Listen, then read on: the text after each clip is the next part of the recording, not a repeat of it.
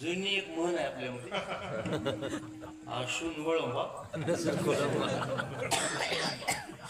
नसून वळंबा. हे मोबाईल बी हेच व्हायचं. हे मोबाईल नसू द्या, सगळं खळंबाच आहे, आता काहीच काम होईना. आशून वळंबा, नको तिथं वाजते. तिकडून फोन करणाऱ्याला काय माहित तुम्ही कुठं बसलात, काही सभेत आहात की काय. ते फोन करते, ते वाजायचं वाजते, कुठे वाजते, ते कुठे वाजते, तिथे वाजते.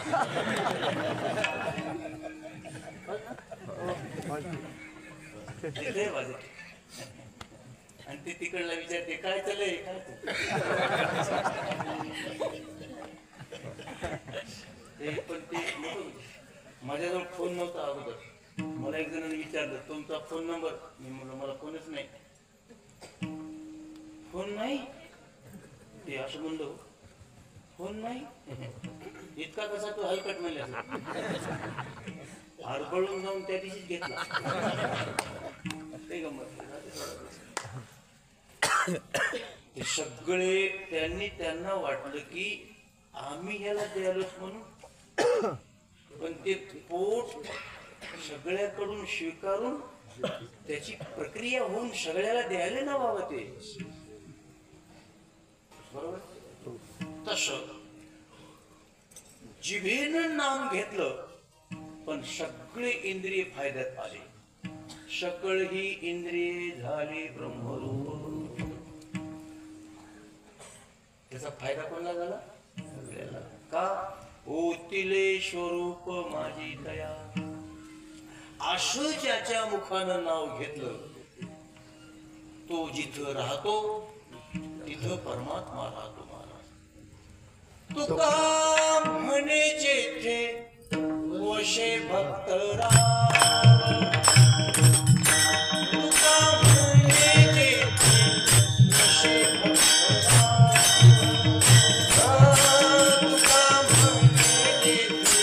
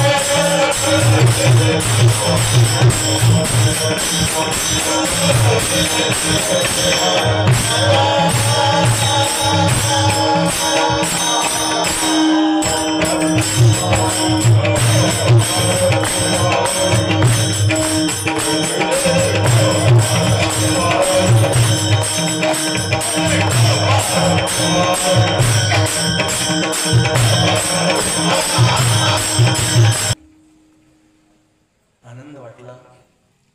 पूज्य श्री महाराजांच्या चरणी सेवेचा योग आला. एक धागा पकडला की तुका म्हणे जेथे वशे भक्त राव. अर्थात असा एखादा महापुरुष नामधारक समाधीमध्ये नित्य भजन चालू आहे. ज्ञान देवी घेतले दान बाबा बाळ छंदो अशा आहे. ज्ञान देवी घेतले दान बाबा बाळ छंदो. हृदय धरोनिया ध्यान बाबा बाळ छंदो. समाधी बैशला निर्वाण बाबा बाळ छंदो. समाधीत काय करते? कथा कीर्तन करीतो बाबा बाळ छंदो. बाळ छंदो बाबा बाळ छंदो. समाधीमध्ये महाराज नित्य भजन चालू आहे. आजही जिथं तिथं ज्यांनी डोकं टेकलं त्यांचे प्रत्येकाचे अनुभव आहेत. सकल मनोरथ करणारी ती समाधी आहे, सिद्ध करणारी. फक्त तुम्ही मनोरथ करा. तुका म्हणे आम्ही जी जी इच्छा करू ते कल्पतरू. एका जनार्दनी संत पूर्ण करीती मनोरथ. साधूचं शरीर पंचमहाभूतांचं शरीर पंचमहाभूतामध्ये विलीन झालं. साधूची मृत्यू नसते बाबा. सावधान. साधूच्या शरीर सोडण्याला मृत्यू म्हणण्याची गलती करू नका. फक्त समोरासमोर बसून बोलण्याकरता ते नाहीत. तुम्ही त्या समाधीशी संवाद साधू शकता. एकांतामध्ये तुम्ही आपलं हृदय उघड करा. ती समाधी तुमच्याशी बोलेल. घ्या अनुभव. अंतर अनुभवाचा विषय. म्हणून जिथं असे नामधारक महापुरुष आहेत तिथं परमात्मा आहे. मी शब्द सुरुवातीला वापरला आहे नाही, नांदतो. नांदणं म्हणजे कष्ट सहन करून सुद्धा तक्रार न करणं. परमात्मा नांदतो. तेथे नांदे देव संदेह नाही. म्हणून फोनवर बोलणं झालं. गुरुजी बोलले, हे महाराज बोलले, तुळशीराम या वर्षी एक सेवा घ्या. म्हणलं काय हरकत नाही, एक सेवा घेऊ. आलो. आल्यानंतर बघितलं तिकडं पलीकडून आलो. खूप मोठ्या प्रमाणामध्ये महाप्रसाद भंडाराची तिकडं व्यवस्था आहे. त्यांनी सांगितलं उद्याच्याला खूप मोठा भंडारा आहे. भाग्यवान आहोत आपण. त्यांच्या नावाने हे सगळं होतं. आपला परिचय थोडंसं पुढे जाऊन झालं कीर्तन, थोडंसं पुढे जाऊन सांगतो. तुमचा परिचय तुमच्या व्यक्तिगत नावानं न होता तुमचा परिचय त्यांच्या नावानं व्हावा. कुठले तुम्ही हो? मंगनळीचे. कोणती मंगनळी? मंगनळी नावाची गावं अनेक ठिकाणी दुसरीकडे असतील. आहेत त्या धर्माबादच्या बाजूला एक आहे. आणखी कुठे असतील? कोणती मंगनळी हो? तर असं सांगावं आम्ही गोविंद महाराजाच्या मंगनाळीची. तो क्षमा मागून सांगतो, तुमच्या वडील, तुमच्या आजोबा, तुमचे पंजोबाच्या नावानं तुमचा परिचय होईल का नाही होईल लोकांना तो भाग वेगळा, पण त्यांच्या नावानं तुमचा परिचय व्हावा. आणि कुठं आमचे इथं माझं आव्हान आहे तुम्हाला की 4-5 पिढ्याच्या पलीकडचे नाव कोणाला माहित आहेत. तुमचं नाव काय? अमुक अमुक. तुमच्या वडिलाचं नाव अमुक अमुक. तुमच्या आजोबाचं नाव अमुक अमुक. तुमच्या पंजोबाचं कुठं माहित आहेत नाव सगळ्याची. एक तर म्हणला आम्हाला पंजोबाच नव्हता. काय कमाल आहे. आम्ही ज्यांच्या वंशात जन्मलो त्यांचे नाव आम्हाला ठाण्यात नाहीत, पण हे नाव आम्ही आमच्या पिढ्या विसरायचा प्रयत्न केला तरी विसरतील काय? नाही नाही. माता भगिनी, इथली मुलगी ज्या गावात दिली त्या गावात ते लोक सांगतील मंगनाळीची मुलगी आमच्या गावात दिली. कोणती मंगनाळी हो? गोविंद महाराजाची मंगनाळी. ज्ञानेश्वर